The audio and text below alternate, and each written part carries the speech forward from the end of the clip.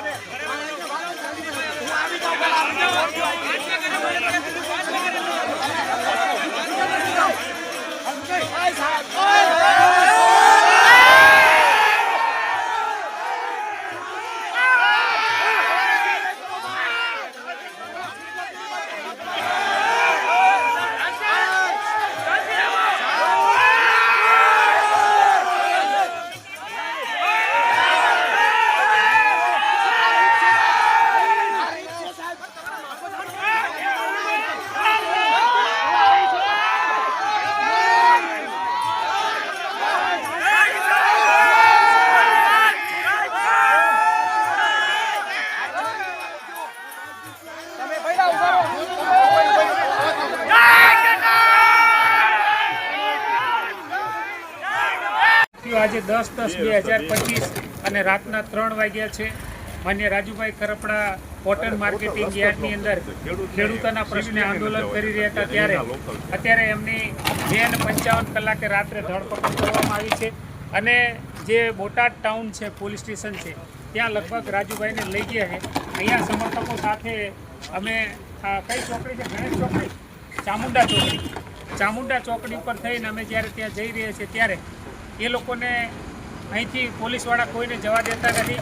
અહીંયા તમે જોશો કે મોટો કાફલો અહીંયા ઊભો છે, સામાન્ય માણસોને પણ અંદર પ્રવેશ કરવા દેતા નથી અને પોલીસ એકદમ તાનાશાહી કરી રહી છે। કોઈ પણ માણસને બોટાદની અંદર પ્રવેશ કરવા દેતા નથી। અહીંયા મોટો પોલીસનો કાફલો છે। હમણાં એક એમ્બ્યુલન્સ પણ હતી તો ખૂબ વિનંતી કરી ત્યારે માંડ એમ્બ્યુલન્સને પણ જવા દીધી। આવી રીતે પોલીસ તાનાશાહી કરી રહી છે। એક કિસાન નેતા રાજુભાઈ કરપડાની ધરપકડ કરી, એના સમર્થકો કયા પોલીસ સ્ટેશનમાં લઈ ગયા છે એ જાણવા માટેના પ્રયત્નો કરશે તો પણ કોઈ જવાબ આપતું નથી।